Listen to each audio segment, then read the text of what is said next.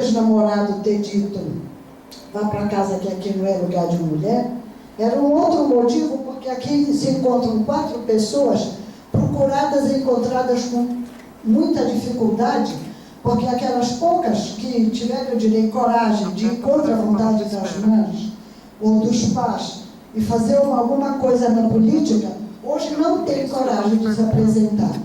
Dizem, não, olha, isso foi coisa da juventude, deixa para lá, não quero saber.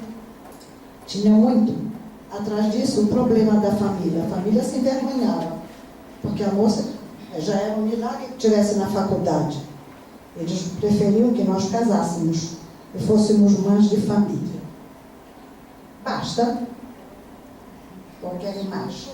Acho que pode vir e depois volta para você. É? Você vai falar de novo. Bom, eu vou iniciar procurando responder à pergunta que foi colocada aqui pelo professor Jaime, que foi que eu pensei quando fui convidada. Olha, eu fiquei numa satisfação muito grande, tá? Porque eu acho que esse foi um período da história do país que há necessidade de que seja cada vez... Eu vou ficar em pé aqui. Posso, né, Jaime? Posso ficar em pé? A gente faz roda de conversa, uma roda assim, quando ficar em pé também. Não é porque eu fiquei preocupada que as pessoas lá longe ficam olhando e não olham. Estava dizendo assim, foi um período da história do país que é preciso ser mais conhecido pela juventude, não só por aqueles que passaram, né? Eu acho que ainda estou na juventude até hoje, porque eu comecei a fazer política quando era jovem, então me senti na juventude até hoje, por quanto eu continuo ainda, né? E achei que era um momento importante. A proposta que o Jaime faz numa roda de conversa de mulheres, lembrando um pouco essa trajetória nesse período tão cruel que foi para o nosso país. Ele me alertou muito que não era para fazer discurso. Talvez seja até difícil, porque eu sou muito... Mas eu vou prestar atenção, né? Eu sou muito discursiva. A professora Luzia aqui me controlava também, sabe disso. Mas o que eu queria dizer, a minha experiência, Jaime, não foi aqui no estado do Pará. O meu pai é paraense, mas eu sou filha de Goiás. Sou filha de fazendeira, né? Eu nasci exatamente dos 10 irmãos. Eu nasci na fazenda Faroeste, era o nome da fazenda lá, não sei quantos alqueires. E dos 4, apenas eu tive, desde a minha juventude, essa atuação militante, e uma irmã a qual foi assassinada. Ela foi presa enquanto eu estava na clandestinidade, vou contar isso depois. Então, na verdade, eu sempre fui muito rebelde em casa. E assisti muitos conflitos que aconteceram, porque a minha mãe, que era fazendeira, dona de tudo, e o paraense é muito autoritário também, né, queria mandar nas coisas da propriedade dela. Então eu vivi assim, desde a minha infância, com muito conflito. E foi muito interessante, eles brigavam demais, brigavam, se separavam, depois voltavam. Tanto é que foram 10 brigas grandes, por isso que nós somos 10 filhos. Cada volta era outro filho que nascia, né? Então eu convivi com isso. E estudei no colégio das Irmãs Franciscanas, e era interessante porque meu pai sempre gostou muito de leitura, minha mãe também. Ela estava terminando farmácia quando houve esse casamento aí todo. E então nós tínhamos os livros de Monteiro Lobato, que eu lia muito, e as freiras não gostavam. Então, tudo era coisa assim que a gente tinha de tomar uma atitude. Eu me lembro que a cada aula a gente tinha de rezar. E uma vez eu fiquei de castigo, não que eu não era contra a reza, nada disso, mas eu achava uma coisa, toda hora fazer o nome do padre, e teve uma hora que eu fiz o nome do padre assim, todo bem rápido, eu fiquei de castigo. Então, são coisas assim que eu comecei a perceber, depois quando eu comecei a estudar, um negócio muito interessante. Eu nasci dia 14 de julho de 44, estou hoje com 68 anos. E essa data, eu procurei logo muito significado. E essa questão toda da Revolução Francesa foi algo assim que eu abracei muito. Então, eu acho que todas essas coisas, de viver numa família que tinha muito essas contradições, esses conflitos, né? Mas eu falei ainda para o Jaime isso, do ponto de vista da atuação, ainda em 61, houve um acontecimento que me chamou muita atenção. Era presidente da UNE, o Aldo Arantes, e ele era de Goiás, ele era de Anápolis, e ele levou para lá o CPC, que era o Centro de Cultura Popular da UNE. E eles apresentaram uma peça, que eu vou falar muito rapidamente para outras pessoas também conversarem com a gente, uma peça do Vianinha. E do Valdo Viana, exatamente, que a gente falava Vianinha naquela época. E então, a peça era exatamente sobre uma história do latifúndio, né? Eu te falei o nome daquele dia, não estou me lembrando agora no momento. E passa um diálogo entre o proprietário, o dono da fazenda, e os moradores da fazenda, né? Os agregados, que chamava-se mais. Para mim, foi naquele momento que eu percebi a questão do conflito, da contradição. E comecei muito a ver, tem coisa aqui que não estava encaixando bem, né? Eu sei que quando ocorre o golpe militar, eu tinha 20 anos, 64, mas já tinha tido essa 61 descoberto por isso, e já tinha começado uma atuação no movimento estudantil secundarista, né? E muito tempo, um pouquinho antes de 64, é que eu encontro a Ação Popular. A minha primeira atuação organizada na política foi em Ação Popular. E então, quando, em 64, a gente já começava a trabalhar essas questões, porque foi um momento muito interessante, eu acho, no Brasil. E no mundo como um todo, né? A própria questão do que a gente escutava, do Vietnã, a resistência daquele povo, né? Então, isso eram coisas que nos alimentavam muito. Era um povo, poxa, sofrido e que comia só arroz, quase a gente sabia uma coisa, poucas assim, e tinha, sim, uma força muito grande contra uma força maior que queria mesmo, né? Então, essa coisa foi muito interessante. Os exemplos de tantos soldados americanos que para lá impunham que eram mortos, né? Então, toda essa questão. Mas o Jaime me chamou a atenção as coisas mais particulares desse período de ditadura. Queria levantar para vocês assim.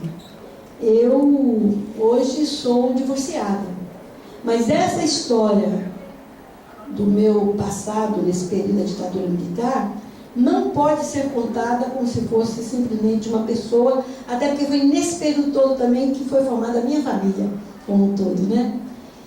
E então, vejam vocês, eu já estava nessa atuação, fui presidente do DCE, da Universidade Católica de Goiás, eu fazia Belas Artes naquele período, e era um período que essa discussão que foi colocada antes pelo professor Mário, da questão da Amazônia, nós no movimento estudantil debatíamos muito essa questão da defesa da Amazônia, da defesa do povo da Amazônia. E eu nunca me imaginava na minha vida um dia vir morar aqui nessa terra que me acolheu também. Mas era uma discussão que naquele momento, contra o imperialismo americano, a gente debatia muito essas questões. Quer dizer, a UNE foi assim um baluarte de muita orientação da organização da juventude daquele momento para exatamente resistir à ditadura militar. Queria dizer que no estado de Goiás, o governador Mauro Borges, um dos únicos, né, teve uma atuação brilhante, que se colocou ao contrário, né, com resistência mesmo à ditadura militar. Foi um dos poucos governadores à época que tiveram uma conduta desse jeito. Mas houve sim muito massacre, houve mesmo muitas prisões, e então, daí, para ter uma atuação clandestina, foi muito rápido.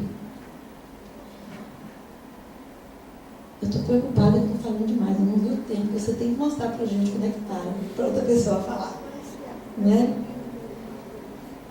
Eu não segui muita coisa, né, professora? Mas eu queria dizer assim, houve toda essa atuação, e foi um período, eu trabalhava, eu tanto estudava como trabalhava. Eu trabalhava no Ministério da Agricultura, e no Ministério da Agricultura também era um período em que o superintendente do Ministério da Agricultura em Goiás começava a fazer também certos desenvolvimentos e trouxe de outros estados uma gama grande de profissionais, tanto engenheiros agrônomos como veterinários. Eu conheci o meu companheiro nesse período porque eu trabalhava no Ministério da Agricultura, e nós conhecemos. Entre conhecer, noivar e marcar o casamento, que não aconteceu porque ele fugiu, foram exatamente 9 meses. O que foi o que ele fugiu? É que eu era de ação popular, mas eu era militante de base, estudante. Então eu não conhecia muito quem era da direção. Ele era da direção, só que eu não conhecia, não sabia. Claro que depois, né, com a intimidade e tudo, eu fui conhecendo, né, que ele era um dos dirigentes de ação popular. E o nosso casamento estava marcado, não sei se você sabe disso, São José, estava marcado exatamente para 9 de setembro de 67, quando, exatamente no dia 26 de agosto para 27, ele foi preso. Ele foi preso porque nós estávamos ajudando a organizar o Sindicato dos Trabalhadores Rurais de um município de Itaúsu. Esses trabalhadores moravam exatamente na fazenda do irmão do governador de Goiás na época. Então, foi por isso que ele foi preso. Só que eu não sabia que ele tinha sido preso. Ele ficou uns 2 dias lá preso, 2, 3 dias preso. Quando deu uma oportunidade, ele fugiu do DOPS, do 9º andar. O DOPS, quem já foi em Goiás, é na Avenida Goiás com a Rua 2. Ele fugiu de madrugada, pegou um táxi e foi lá para casa, na fazenda onde eu morava. Lá vou eu acordar meu pai e minha mãe, e foi aí que eles souberam que ele também tinha atuação política. Claro que ele queria me levar, claro que meu pai não deixou essas coisas, né? Embora a gente estava vivendo um momento da questão da mulher fundamental, porque exatamente em 64 é que foi aprovado a lei da mulher casada, né? E essa lei foi de um avanço fundamental, porque antes todas as mulheres, para poder trabalhar, tinha que ter autorização por escrito do pai, se não tivesse com o pai, do marido, e se não tivesse nem pai nem marido, sabe quem é que autorizava? O filho mais velho.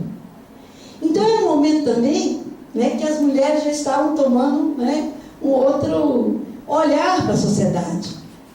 Mas meu pai não deixou. Vou só terminar esse pedacinho para ouvir aqui outras companheiras. Meu pai não deixou a gente ir e ele fugiu.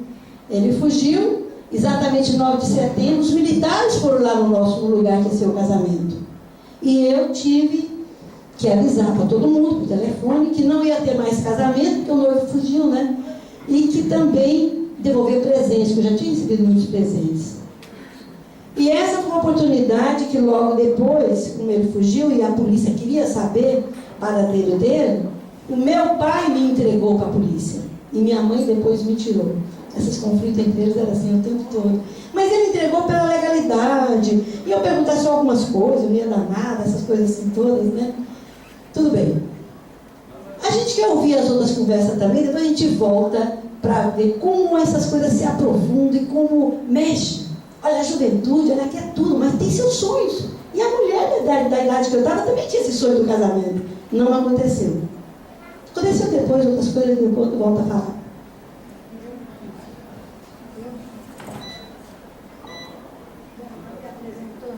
Só me apresentou.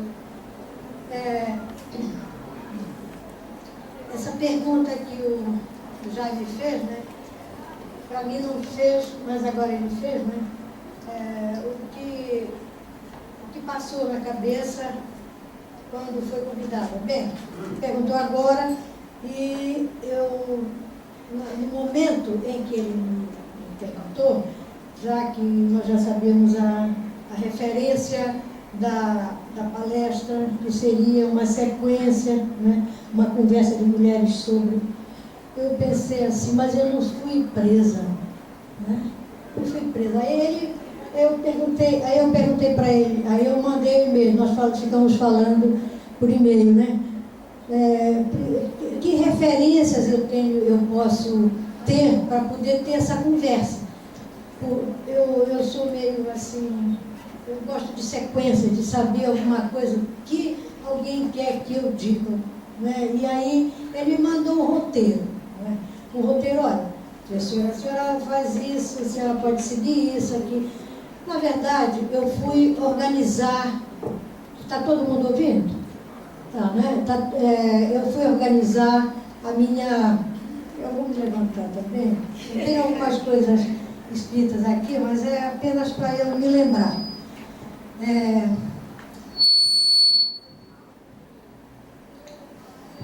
Aí eu, com muita atividade, eu hoje de madrugada que fui dar uma olhada. Falou bom. Tá bom aqui, mas lá pra trás não tá dando pra ouvir. Põe Jaime, põe a caixa mais pra frente, porque é a microfonia, porque o microfone fica na frente da caixa. Na frente da caixa. É. Bem, agora que não está, né? Ele está fazendo uma troca. Ele vai fazer uma troca. Não, ele está fazendo uma troca. Ele tá trocando. Ele está trocando. Ele está trocando. Não dá para ouvir, não? Gente falando? Muito pouco? Ele